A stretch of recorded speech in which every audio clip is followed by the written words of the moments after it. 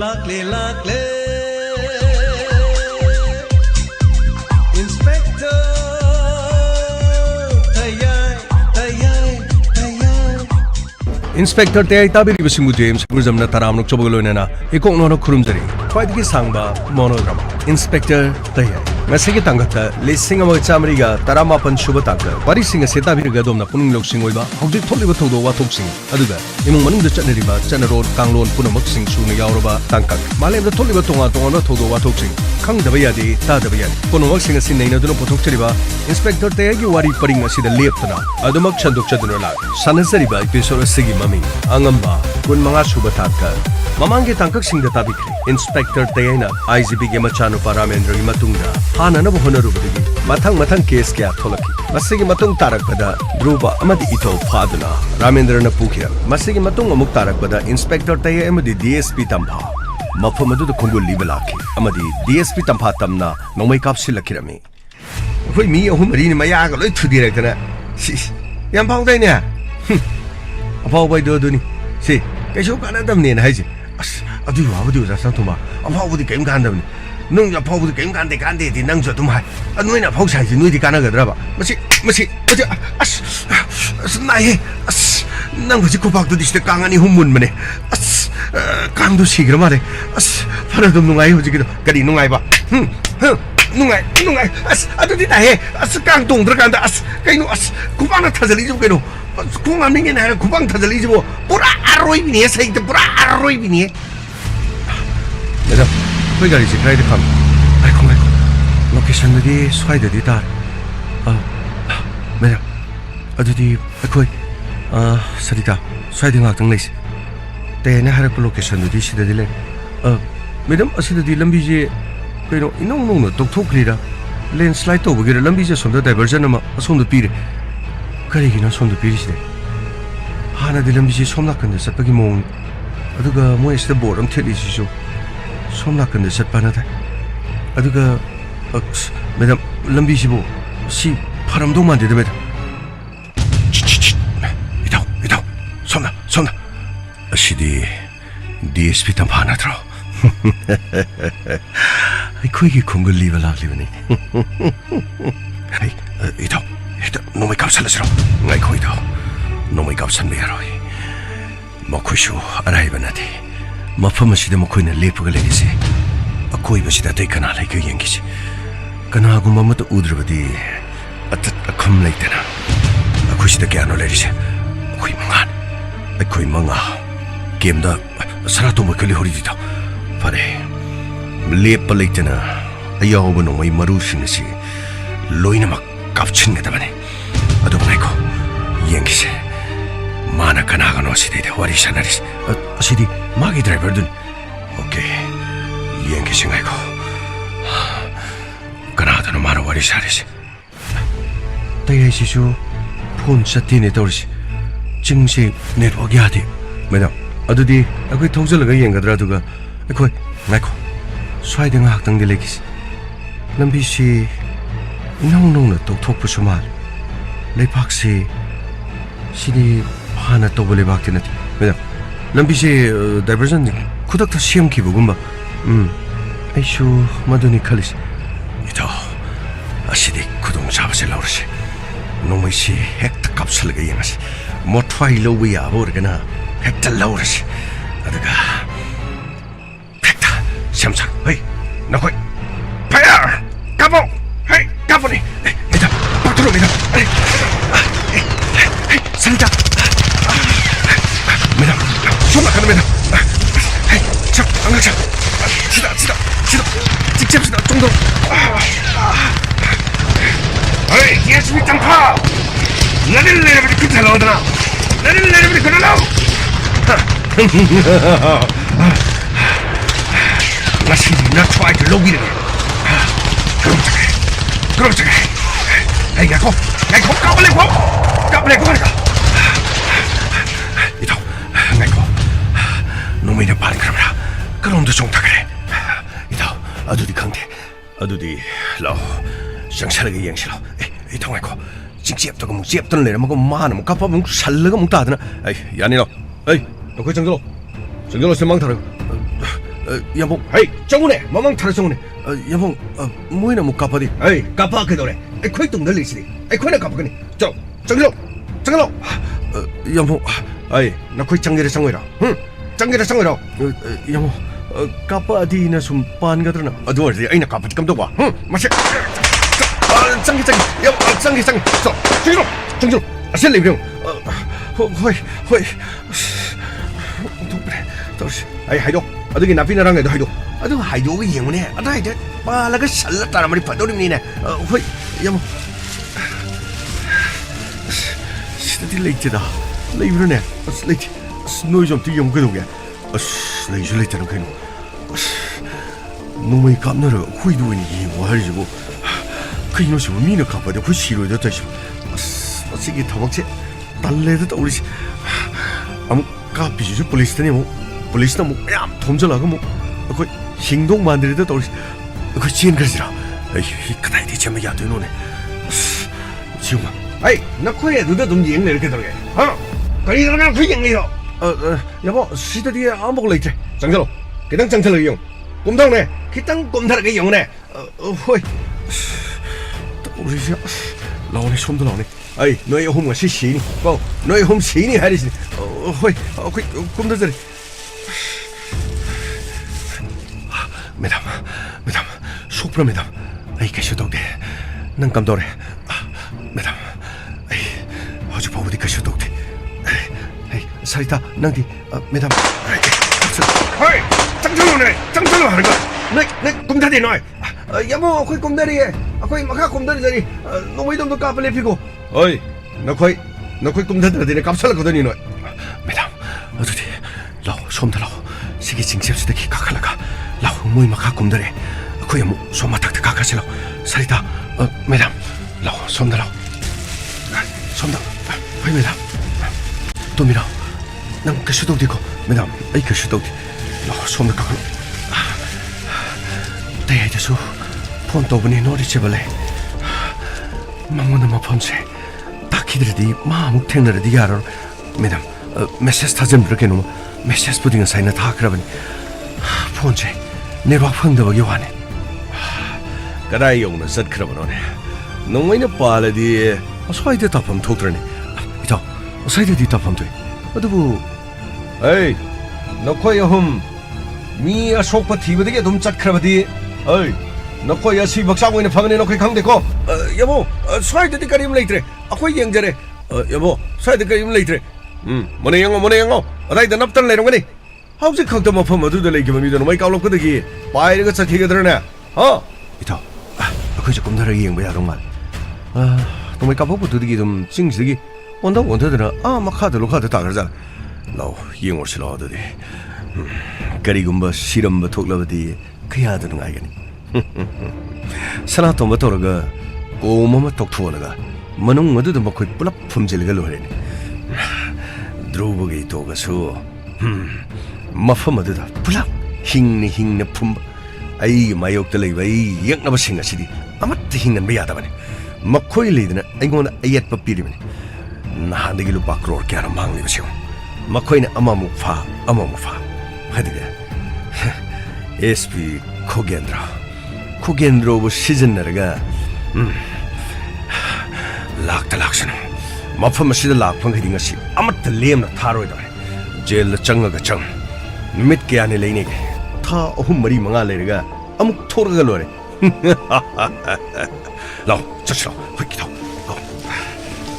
어이 너 거기 가서 내 용고 거기 여보 아코 시들 레이저래 아이快来 그리노 돌죠 시대 놈이나 깎이도 뭐 이거 까동도는 싹지 이다 시대 시타버기 내리도 또 시대 뭐콩 시타버 말 어디 시리 소고pan bedi emto mandir 살 이 머리가 뭐다 되다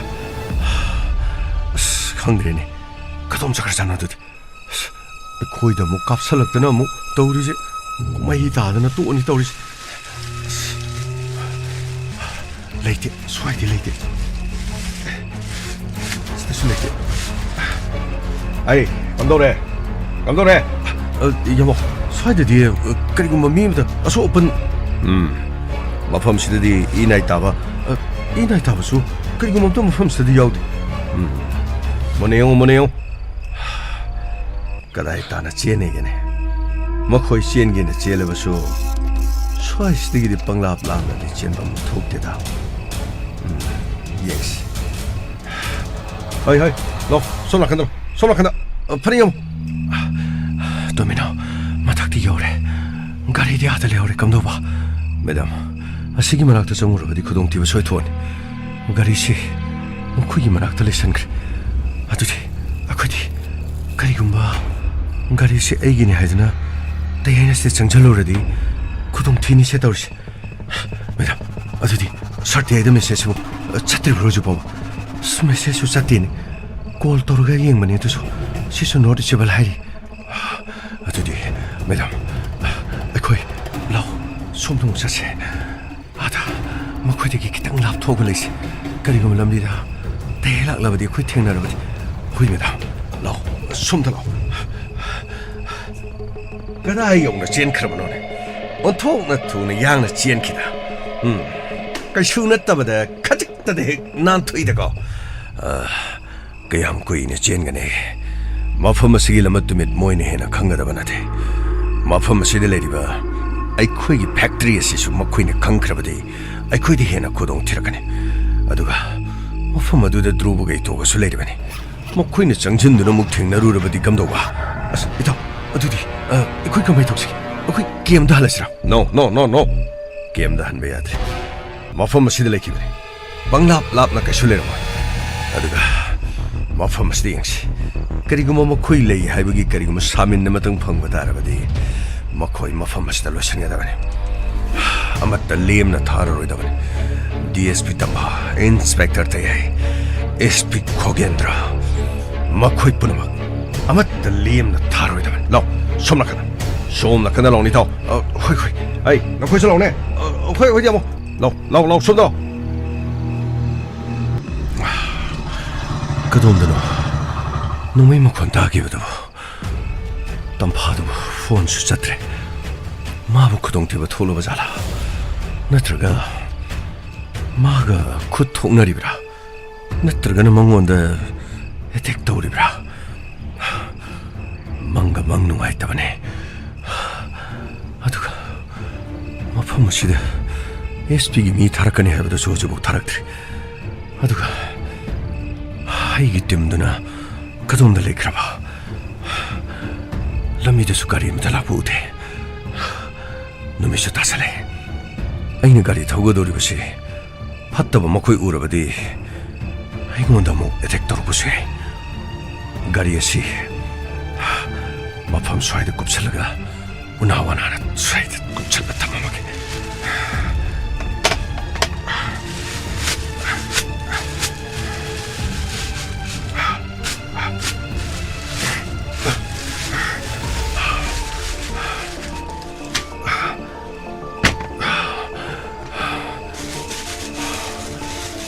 시원하대.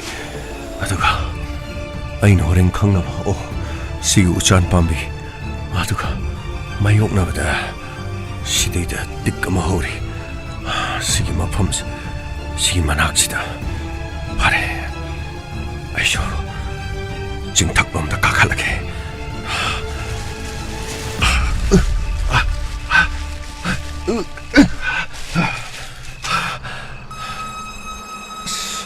thâu qua đi, thâu được thôi đi. Xí đi đi, ngon khít cái này cái máy thâu vào. Sao đó? Xí đi cái máy thâu này. 너무 gari dengan tengkang gitu. Sana pira komagi location jijo net phang de swai ya de. Ha, green hai jibo. Net phang gi de hai ba. Adu di location kamai to ba re. Onte yingsi. Sana piri si swai. Sida di net waksi phang da ra. Swai sida di. As ponji macam tang di kain. As sini ni. Jinggi ma pham da di green no. Tawara ma khangna loina thungna ba tawni. Tampakna kanina tawar ngata sini ni chingda di bo tawar mobile gi tawar si pho da mi chang mi khai na ba ni ni kanino tawris kanino do di akhoi kadom jagani sana piri basidi magi mafam si kitang diwali kanino da mai khu ga re si bo kri ori jano asidi kanino ne ꯆꯥꯕ ꯊꯛꯄꯒꯤ ꯐꯪꯁꯟ ꯂꯩꯕꯖꯥꯠꯂ ꯃꯩꯈꯨꯁꯤ ꯌꯥꯝꯅ ꯆꯥꯎꯅ ꯀꯥꯈ꯭ꯔꯦꯗ ꯒꯃꯩ ꯃꯈꯣꯏꯒꯤꯁꯤꯗꯤ ꯃꯤ ꯑꯇꯩ ꯑꯇꯩ ꯊꯕꯛ ꯁꯨꯕ ꯁꯔꯀꯥꯔꯒꯤ ꯀꯔꯤ ꯁꯥꯗꯣꯔꯤꯖꯥꯠꯅꯣ ꯃꯤ ꯁꯥꯕ ꯈꯣꯠꯄꯒꯤ ꯂꯩꯕ ꯃꯥꯜꯂꯦ ꯌꯥꯝꯅ ꯆꯥꯎꯕ ꯃꯐꯝ ꯃꯥꯜꯂꯦ ꯃꯩꯈꯨꯁꯨ ꯀꯥꯏ ꯑꯁ ꯗꯣꯁ ꯃꯩꯈꯨ ꯀꯥꯔꯗꯤ ꯑꯁꯤꯗꯤ ꯀꯔꯤꯅꯣ ꯁꯟ ꯊꯣꯡꯕꯒꯨꯝꯕ ꯀꯔꯤꯅꯣ ꯑꯁ ꯄꯤꯛ ꯊꯣꯡꯕꯒꯨꯝꯕ ꯑꯣꯏꯔꯝꯗꯧ ꯃꯥꯜꯂꯦ ꯑꯁꯤ ꯃꯐꯝꯗꯣ ꯐꯪꯉꯝꯗꯧꯁꯤ ꯑꯁ ꯍꯥꯎꯗꯤ ꯍꯥꯎꯅꯤꯗ ꯑꯁ ꯀꯩꯅꯣ ꯍꯥꯏꯁꯤꯕꯣ ꯑꯁꯤꯗꯩꯗ ꯑꯩꯈꯣꯏ ꯆꯥꯔꯨꯔꯁꯦ ꯍꯥꯏꯔꯣ ꯇꯦꯅ ꯊꯕꯛ ꯑꯃꯒꯤꯅꯦꯅ ꯀꯧꯂꯛꯑꯒ ꯑꯁ ꯑꯗꯨꯒꯤ ꯋꯥ ꯅꯠꯇꯦꯗ ꯁꯨꯝ ꯍꯥꯎꯒꯅꯤ ꯍꯥꯏꯕꯒꯤ ꯋꯥꯅꯤ ꯃꯩꯈꯨꯗꯣ ꯑꯆꯧꯕ ꯀꯥꯔꯗꯤ ꯀꯔꯤꯅꯣ ꯑꯍꯥꯎꯕ ꯊꯣꯡꯕ ꯑꯣꯏꯔꯝꯒꯅꯤ ꯍꯥꯏꯕꯒꯤ ꯋꯥꯅꯤ ꯀꯔꯤꯅꯣ ꯑꯗꯣ ꯃꯩꯈꯨ ꯑꯆꯧꯕ ꯀꯥꯔꯁꯨ ꯃꯤ ꯁꯤꯕ ꯃꯤ ꯂꯧꯕ ꯑꯣꯏꯔꯝꯃꯗꯤ ꯑꯁ ꯀꯗꯥꯏꯗꯒꯤꯅꯣꯗ ꯅꯈꯣꯏ ꯆꯤꯡꯗ ꯀꯔꯤꯅꯣ ꯀꯅꯥꯅ ꯃꯤ ꯂꯧꯗꯣꯏꯅꯣꯗ ꯇꯝꯄꯥꯛꯅꯤ ꯍꯥꯏꯕ ꯑꯣꯏꯔꯗꯤ ꯇꯝꯄꯥꯛꯇ ꯃꯩꯈꯨ ꯀꯥꯕꯗꯨꯗꯤ ꯃꯤ ꯂꯧꯕꯅꯤ ꯀꯔꯤꯅꯣ ꯑꯗꯣ ꯆꯤꯡꯗꯕꯨ ꯀꯅꯥ ꯂꯧꯗꯣꯏꯅꯣ ꯑꯩꯗꯤ ꯀꯔꯤꯅꯣ ꯅꯈꯣꯏ ꯁꯤꯔꯕ ꯃꯇꯨꯡꯗ ꯅꯣꯏ ꯀꯔꯤꯅꯣ ꯐꯖꯅ ꯁꯤꯡ ꯅꯨꯡ ꯀꯔꯤꯒꯤ ꯊꯥꯎ ꯍꯩꯖꯤꯜꯂꯒ ꯀꯔꯤꯅꯣ petrol ꯍꯩꯖꯤꯜꯂꯒ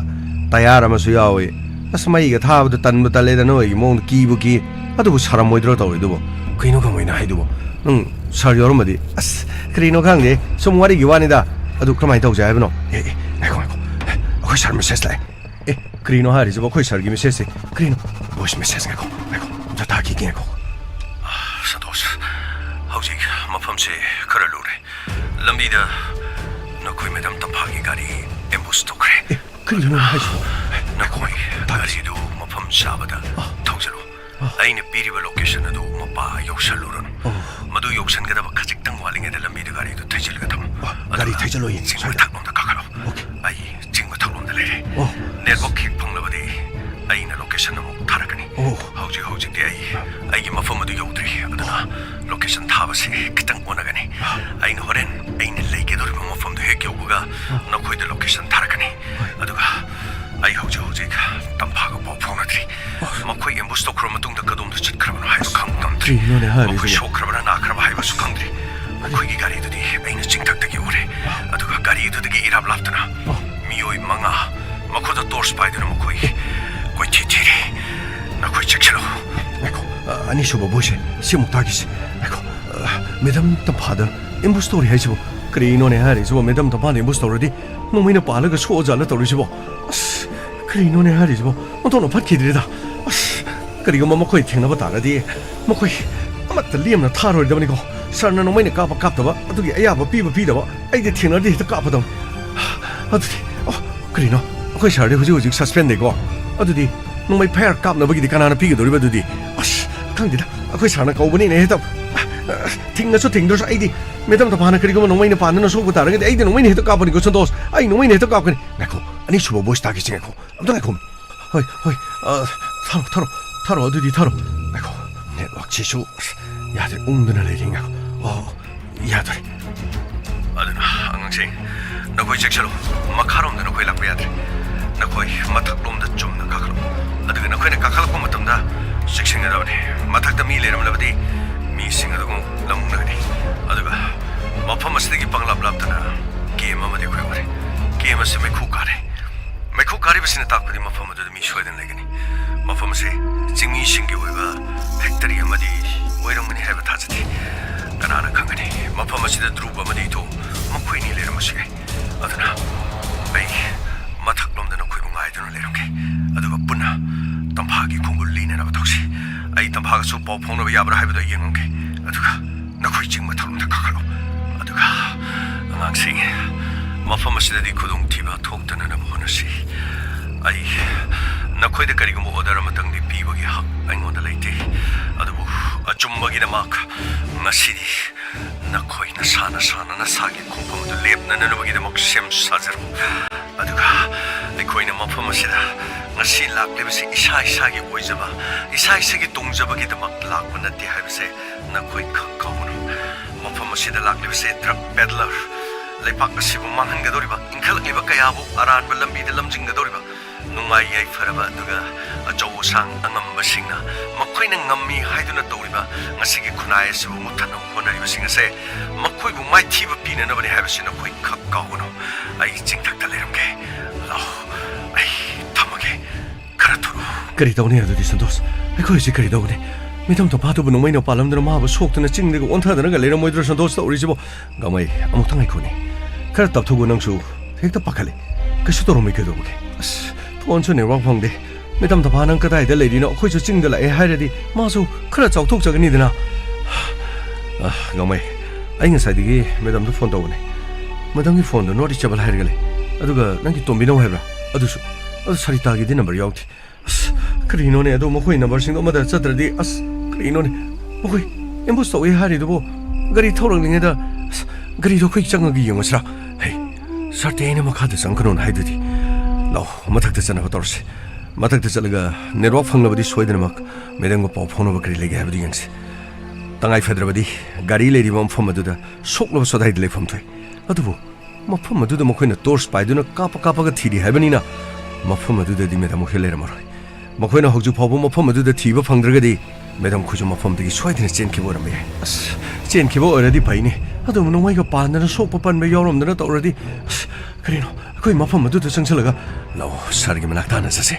사나까리 헤레 하베도 거이 모두 다르슬라 가슬라 시데 로 비모 로스나 라혼 라이 로 차슬라 그리기 기로네 asuk yamna yauriba marusinga siga makhoige lamba nabadi karino amamamta lamba paraga makhoibe soidina loina hatogani makhoi laman singari kariguma medam do soal mata aragadi lao chaslo chitika kharo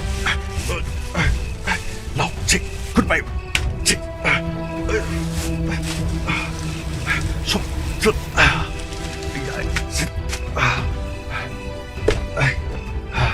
손다 가그럼 또 시대기디 마탁 야오라네 사나 거기가 로케이션 핵 타락라버디 마품도 잡잖아 야오라네 아싸 거기도 로케이션 타락번에 되니 매담 더 방가 pau도 폰어레디 바이드나 매담 더 방가 pau 폰어레디 아소 오픈 여러마디 뭐 그리 통리 떠리지 내가 그린 더 바카까나 로 징털롱다 좀 깎아지로 손들어 로 매담 세기마 팜시디 징시디 혹살래 매담 아다 메쿠 가리시 세기마 팜시 그 팩트리 소이든 오랑만에 팩트리만 악시 여러분이 나사이 메쿠이데 데이나 하이버 팜두디 마 팜시 얌람나들 아두부 마카다 레오리바 싱고마 탁다 그 손다 까칼나버디 그가 소이든 뭐 마용나긴 라오 그래 양나 somna 강무다 살라실로 어이 아이코이나 마카롬도 좀 틸레 모이나 마탁놈다 까칼람르버디 감도봐 이타 이디 바보이디네 영어 시대다 시대데 이 마나마나 시파이 생각기 또 시대 마라 보이죠 yes 시대다 come on 생각할 그래 시대데네 모코이나 가르시 또 공감 내리시다 아두디 모코이 마탁도 소이드나 까라마네 파레 마코이나 마탁도 까라디 에코이가 마요 짝짜네 야바야나 아이코이나 꼬이토가 나카나 솜들이 탈라실로 솜들 쓰실로 아이 나코이게 돌이 솜들 나오네 야모 라오네 망 타루 나오네 야모 락적 야모 망 타오이 호리 미는 오이네 가빠주 아이코이도 반돌임니 돌시 아이 그래 야바노 나티 뭐 아이코이 망 탕저게 야모 잘로 망 타르죠 미나이 마차 신시디 나티봉노 반드리바 마사이디기 농이네 가빠도 꼭 발한베 야바도 노코이나 mafam masida nangwai kapot train tawdana sanga pijadana thami hairuraga khara leraga sida thabak yaujage yaura kadana yumda thoke shuti piu ai yumda thokpaido sungaya khangabra mafam sana sen marang kaina piraga aina no yumda han biya adu waigi mission di inspector tay evolution ba adiga dsp tam evolution ba adiga maru luktraba ai mangairi haiduni chatliba 아이부 파그니 하이드는 꾸이탄 따나리바 SP 코겐드라 마하부수 레카타 한마네 자로 가글로 허이 여보 가글로 이달로 가슬로 파니타 마이옥나드나 마탁뜨가 탱나르디 누가이게다 마탁가드다 까다가다가다 갑달가 아씨 마코이 좀 아두고 마코이 초콜라이 파리브니타 섹션지 갑락 라바수 에코이 동탕시 마코이 망탕시 오레나 허이다 차치 라오 차치 마팜마시데 DSP 탐파라이 시카리기나 이다 아인 칸마다 마팜마시 마코이나 칸키브디기 쿵굴리라바 하이베디 드루보게 이토가기 쿵굴리락리바니시라 이다 아두 이람 동말 마나 시대 락리버시 아두부 마펌 시대 락리버시디 마코이 어흠 칵다네 락라버디 가리 크르슈 락팜 토이나 나트르가 ASP 코겐드라나 reinforcement team da lege doribra mafam masida su inspector te shoidana lawani khal mafam masida DSP tampa mathan ta tikedong da khak lawai DSP tampa mafam masida yoksala ki ba se inspector te su mafam masida shoidani yoksala ngani ita adudi aikoi makoi ga mayong na ba yengasi aikoi na salli belambi sida thengnaragana loishalama taredana aduna tragana aikoi gi kemta leriba singdu da pawpiko mafam aduda section na lainena bagidama aduga leipak ta phumjallaga thamiba ani do thumok amamam upchalaga mathakduda arum nung amamam nanchilaga thamayo hek lak na yengwa matamda leibak manungda mi phumjinduna thami haiba khangdana na farida ai pawpi khre khare yangsan biyoida aduga ai angaseng namangda chatlibudu yengone monne yengone kudong thiba thokaninya 파닝가 뭐 아이 와이게 마파마시다 뭐 거의 룸도는 내려면 거의 데텍터로 가니 아더나 거의 강호 마파마시다 DSP 탐 파니라 DSP 탐 파락라버디 인스펙터 때야이수 마파마시다 레이팜드 마학 마파마시다 레람라버디 고동 티바 톨카니 아스 그이노 하죠 어디디 인스펙터 때야이두디 뭐라 나와이 그이네 다키버디 커버드기 여고도 브라 람보기 스타일데 또고도니네 두디 꼬무가 또 토마망시다 뭐 세이게 용가 탐마가 아스 하이가 랑가 타가 타박시 짝짝짝 융금 틀어 하더니 그만 또 아스 이다 하이가 우리 카메라 나와 여기 비드는 들어 인스펙터 때 어디가 트럭을 놓는다 되게 아스 그냥 나와 카메라가 미비도 미게 영 깝깝도 하르도 마니네 아도 마야위 말라크리나 하리네 그만 또 네도 이다 그렇지 찰로 그리고 마나 거의 핫가도 뭐 몽래디 아코이나 칸걸로 하이도기나 히토로 장저르걸로 아이 그리 너인 강리도 걔는 강리도 여보 시리다 아코이 그렇 직설가 자신 인스펙터 대리엄 사티브니 람보가 짜마나버니나 좀 아이 거나기나 뭐노 톡 목동으로 마학 미니 강가브라 아우지고지 police 오이더라니 팜따르가 레이브 미니네 마부로 신바디 숭초 쇼이더라니 DSP tampa mafam asida laglibani na mahak soidana lakane makhoi ani laklabani na soidana maki SP Kogen Elias Kogendra mafam asida soidana yogan pomnama DGP gi plan ngata ai gi pabung laman khumbang amdraga aingona onchindana laman khumna bonari ai gi pabung na thabak tokkibaga politics yaogragani haibadu kalaktan tawri 마수 election lepning wa mi soidin oirangon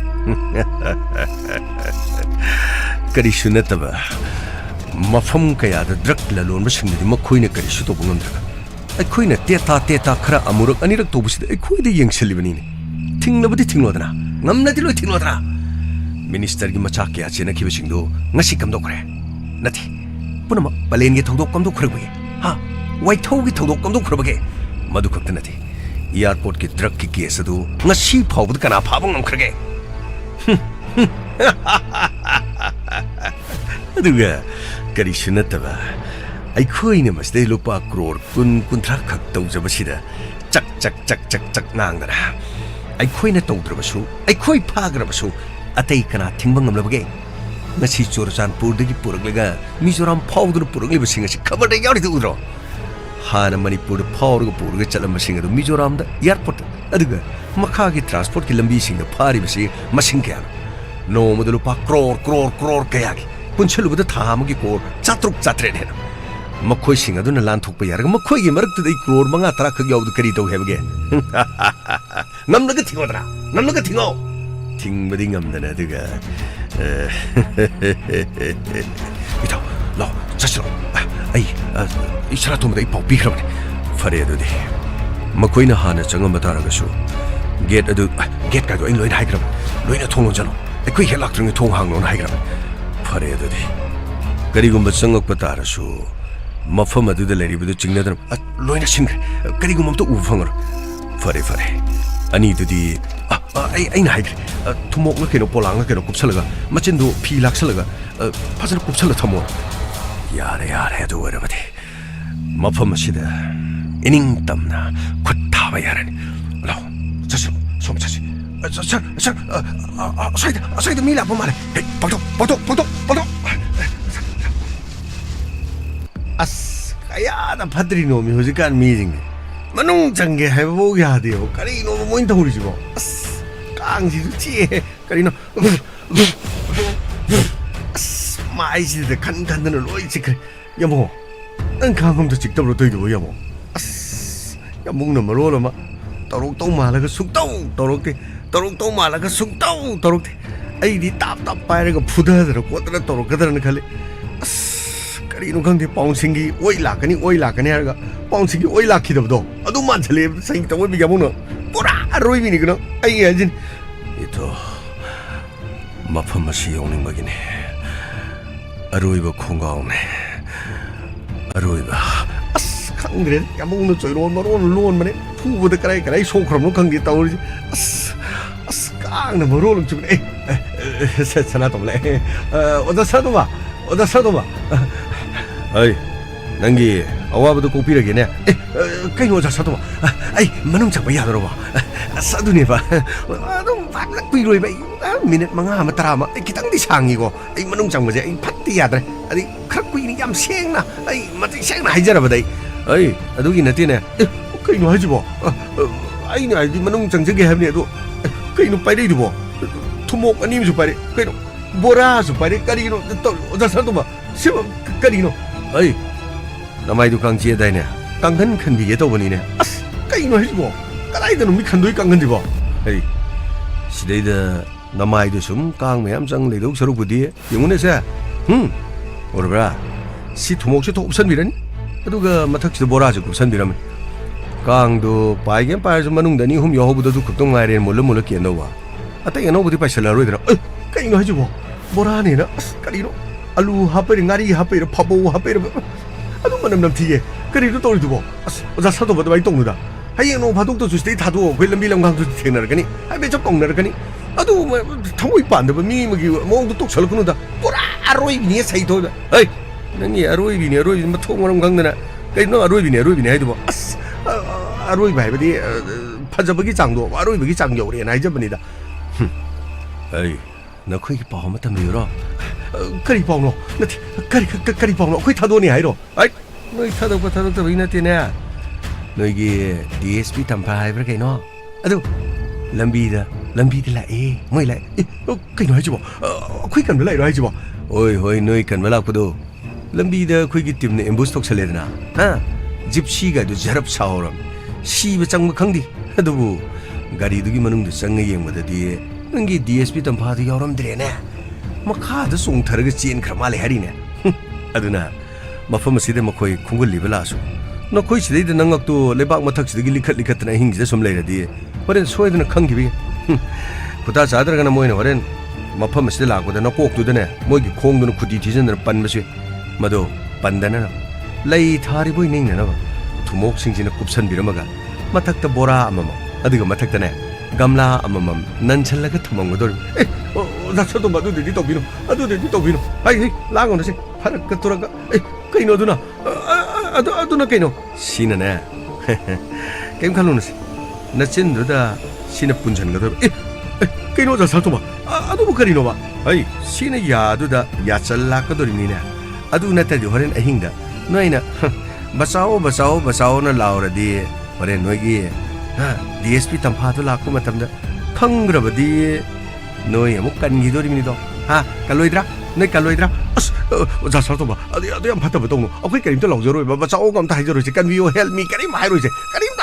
아도 또 미노 봐 어이 야탕니네 아마가 하비우로 까리노 까마나 까리 DSP 담파 마펌마스 욕설럭 바이버시 인스펙터 때야이 마펌마시 욕설로이 하닝아이 레이티 줌라 adubu디 kaino kiugi yuga thangne tamphaga te ai kai du dia yam chana bani karino adu moini bu pulap le horo bra jibo ai pulap le hobana te ne tampha la idu masung la tayai lak pagi natro ha tayai yoru kharmani na jackson na koi ju game je ngak khraba khangabra horen attack tawra su se 봉을 랑절어줘 레박도 붕 poka리 나마이도 반대로 투목치 굽선 비롱이네 세 내야도 가톡지 내야도 나도 또 비놈이 어다 살도 봐 아도 또 해 가톡 지 가톡 해 소동아 이거 찾아가 아니야 찾다 야 아버지는 나가 아버지는 하지 하이를 뿌라 아로이비니 뿌라 아로이비니 야 아버지는 진짜야 야 진짜야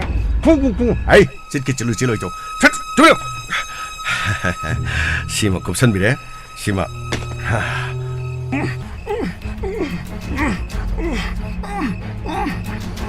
아스 따링데 해 마치 마 통원 관계 마치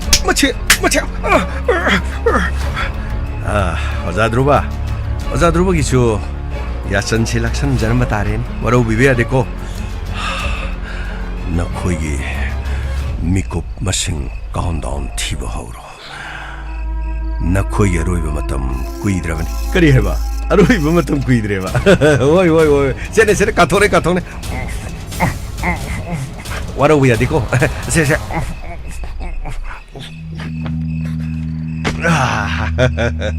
파레드나 시원하대 와라고 해야 돼 아데기네 타오나 탈락보네 아두나니 람비다 너희 탐파도 엠보스 토리 아두 말레람들이 탐파라브니나 대람 타레드나 아두 발리티네고 싱탕닝아주 강어 하잉 아유 크라 피탁바 야브레 ең하게 아두가 아마기 와데디 강드레 아이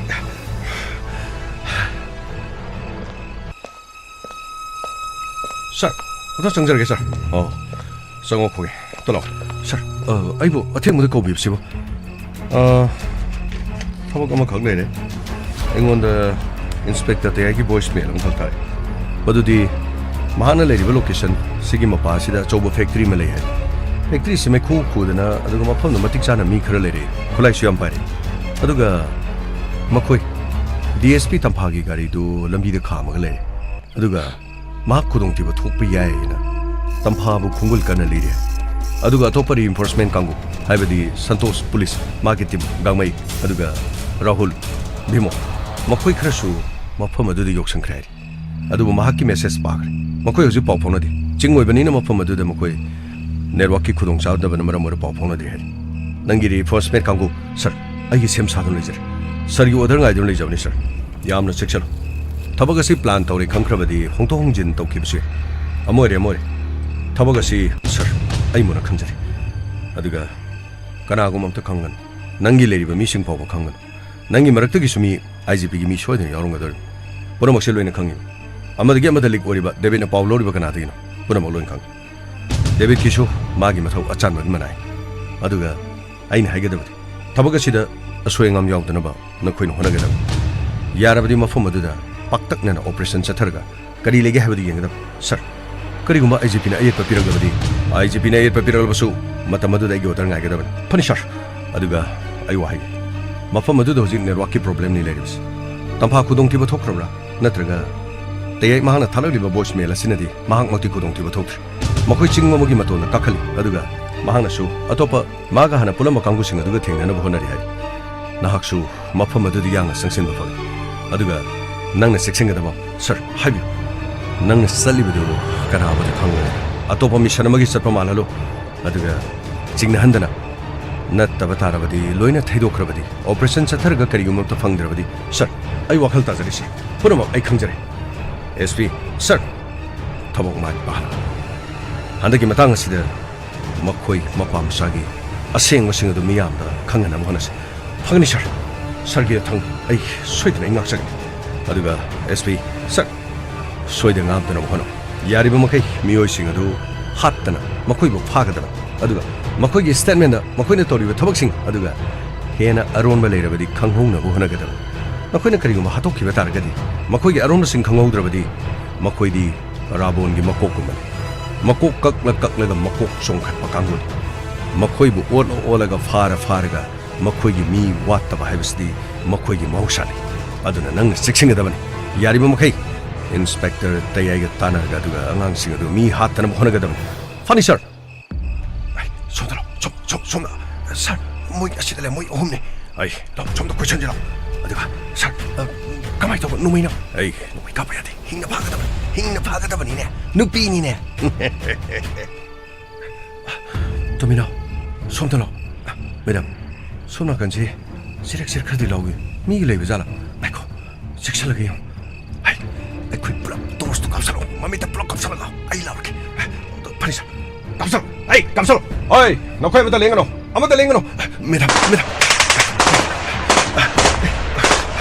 아이고 너 거기 까다이드 생겨더리 하우지에 거기는 마이케이 로이는 거기 샬레 DSP 담파 너 그도 파리 부클라이 마카다 어이 능 에케 파이바 에케 마카 타도 매담 뭐 이게 뭐 그도 산 그래 그리슈 칼로노 마두기 대마 징나바 그리슈레노 살이다 클라이 타도 매담 타동네 어이 타도 장조 너 토아이도 간 미게 거기 머품스들 라고디 그리는 시바 도그니 타저드는 머품 마시드 장락하봐 아이네 와다네 레이르 모두 뿜는 먹싱에 시마탕 닝마 퉁절락레드나 아이 양앙싱 마야 투디라키바 드루바 이토 아이기 컸다 아두가 뿜는 먹 아시기 마스터마인드 오이리바 따야이 마하크 로이네리바 땀파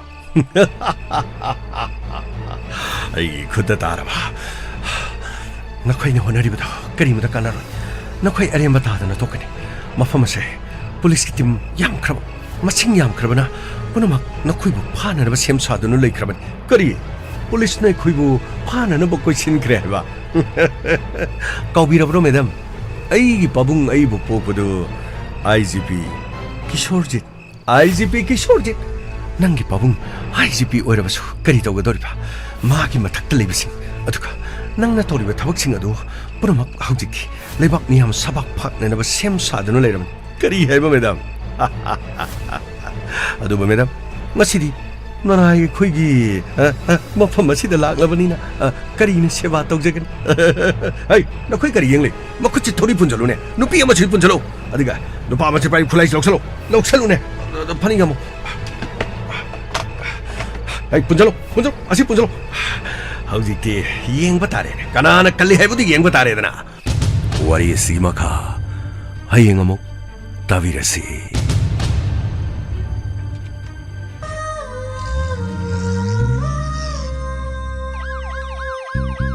Lakle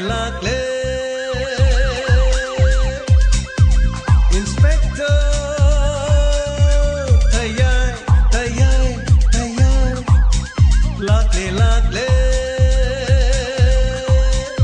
Lakle Inspector Tayay Uthanaba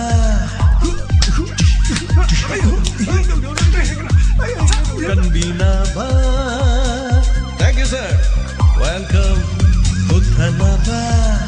Kanbinaba. Inspector. Tayay. Lakle. Inspector. Tayay.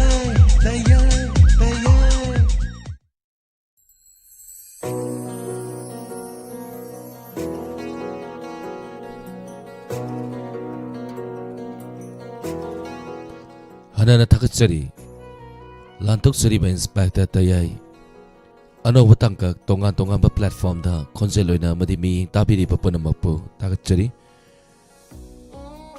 thoro masi tabiraga adom na pibira pa feedback amari comment tentak na pasage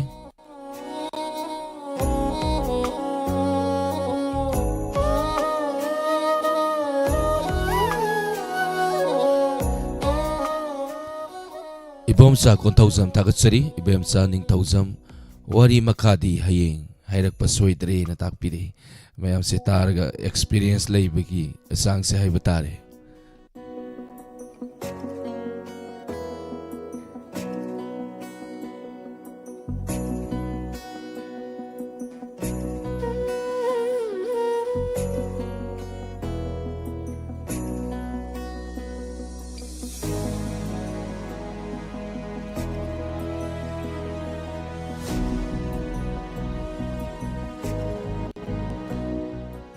Yamba handy laishram yamba anaba yam yang na favor sunu yamba si makong tektana leibini wari asugi makha na tapire takachari pamung Jayant Kumar wari fawdi yam na fajai ngasugi inspector tayai chatruk lacha lising amaga samri tara mapan hainingai leitana fajai na tapirapa takachari yungkhaibam Helen moirang kunau takachari kamen pawada asoera yaruga sungak pigani loinana sir hoji out of station sumang lila sakibana marumanakanda sargi mahot silaga pazabani sir na halapa matamdasu asoengam yaudana yumda yorukpa oirasanu haidana isurgi mafamda tawnizari tesbatti ay fam tagachari bem chaning thaujam susila okram tagachari tharam saru yabirapa samjembam tombisana tagachari numsa binodeni khomdram tagachari tharam saru yabirapa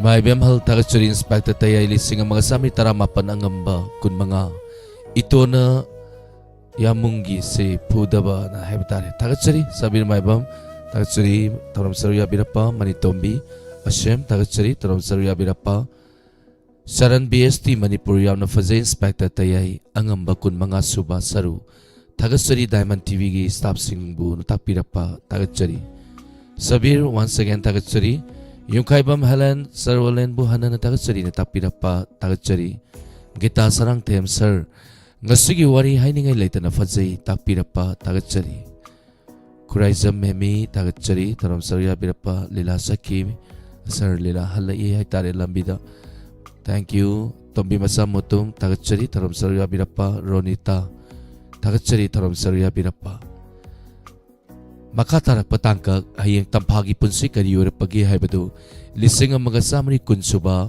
ang ambagi kuntaruk suba tangkag ta soy na namayang punatamin na si ngasugi ay faravakuraw numit na sida tarom masin na lengsan birakto na tarom mapungpahan biniba po na mapuhan na tagatsari tarom loisin bagi ayaba mayam dagi logsagi toy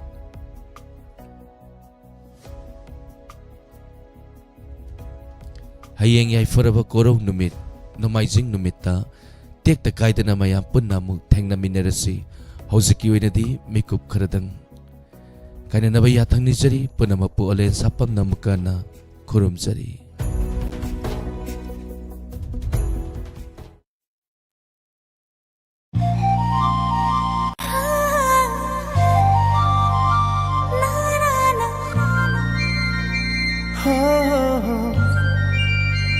La la la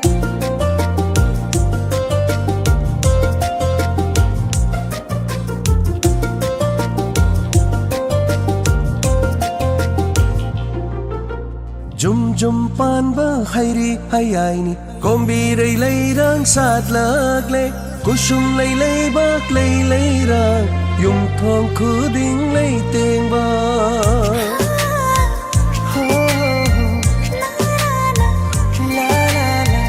Jum pan ba hairi hayaini kombi rei lei rang sat lag le kusum lei lei bak lei lei rang yung thong khu ding lei teng ba Sazibu Sayrao ba Lagle lagle Sayrao ba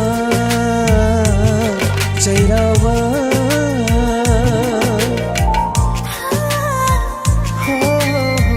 Jum pan ba hairi hayaini kombi rei lei rang sat lagle kusum lei lei bak lei lei rang yung thong khu ding lei teng ba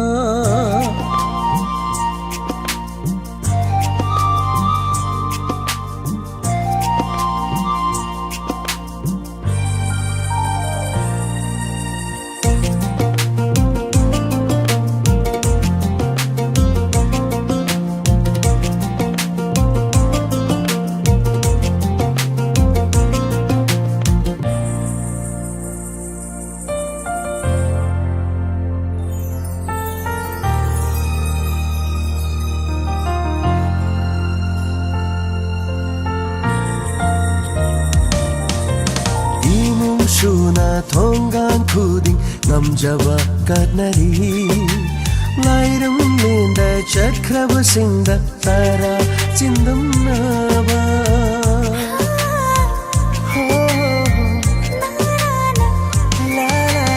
imung shuna ngamjaba katnari lairam lenda chakrabu sinda tara chindam naba kumja khuding shoidana tara chindam balakriyo kumja khuding shoidana tara chindam balakriyo kacha bangam jage kumja khuding sajibo chairauba lagle chairauba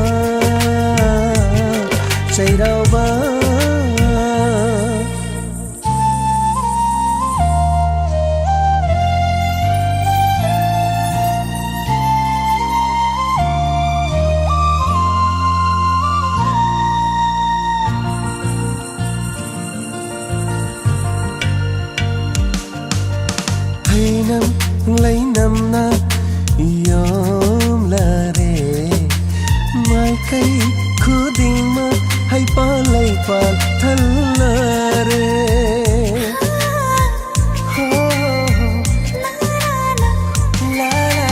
Hainam lainam na yom la re mai kai khuding ma hai pa lai pa thal la re maning tamna satla re kombirai kusumlai maning tam jara re mahausa lai re bisu ya kai rakle akhang kandi lai baklai su ya kai rakle akhang kandi lai baklai su